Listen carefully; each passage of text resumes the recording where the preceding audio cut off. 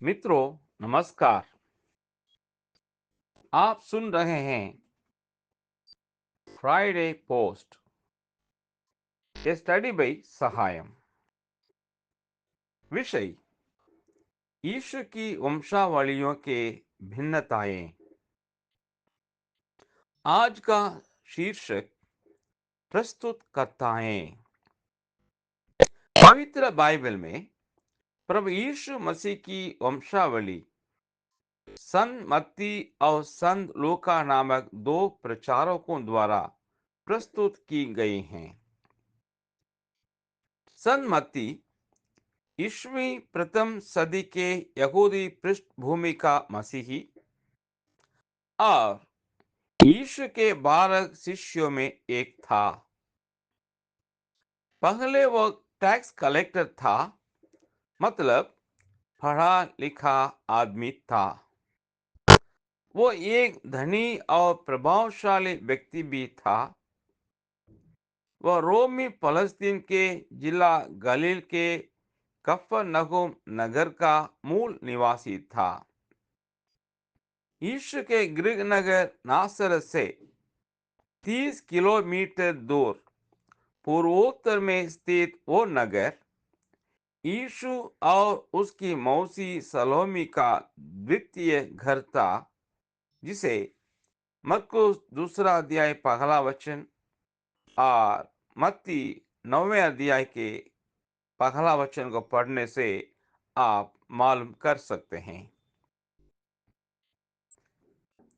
मरियम के पति यूसुफ दाऊद राजा के पुत्र सुलेमान राजा के वंशज होने के कारण दाऊद का संतान था।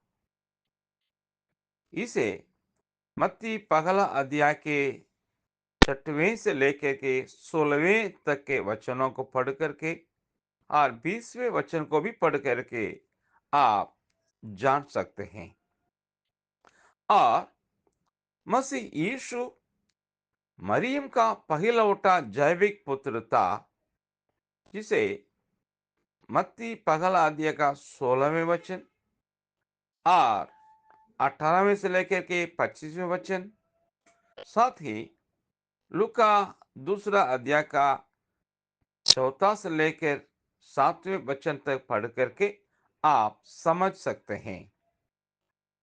इस पहिलौठे दर्ज ने उसे यूसुफ का कानूनन ज्येष्ठ पुत्र बनने का अधिकार दिया, जिसे लूका तीसरा अध्याय का 23वां वचन, चौथा अध्याय का 22वें वचन, यूहन्ना 6 अध्याय का 42वें वचन और मत्ती 13 का 55 पढ़ करके आप समझ सकते हैं। इस प्रकार यूसुफ का पालक पुत्र यीशु उसका वैधानिक पुत्र बन गया, वरन यूसुफ की जैविक और पैतृक वंशावली यीशु मसीह की वैधानिक और पैतृक वंशावली बन गई, जिसे मत्ती प्रथम अध्याय के प्रथम 16 वचनों को पढ़ करके आप समझ सकते हैं। प्रभु यीशु मसीह यहूदिये के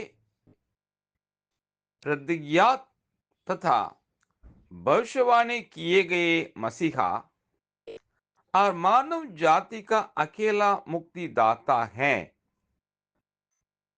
इसे साबित करना ही यीशु की कानूनी वंशावली को प्रस्तुत करने का संत मत्ती का उद्देश्य था, ताकि मसीही विश्वासियों का विश्वास मजबूत हो सके और यहूदी व इजरायली तथा अन्य जाति के लोग भी यीशु पर विश्वास कर मुक्ति पा सके। जी हाँ, प्रभु यीशु मसीह एक ऐतिहासिक व्यक्ति है, न कि कोई पौराणिक पात्र।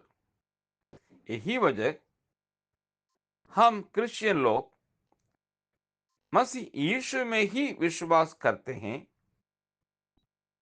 क्या आपका विश्वास ऐसे तथ्य और सत्य पर आधारित हैं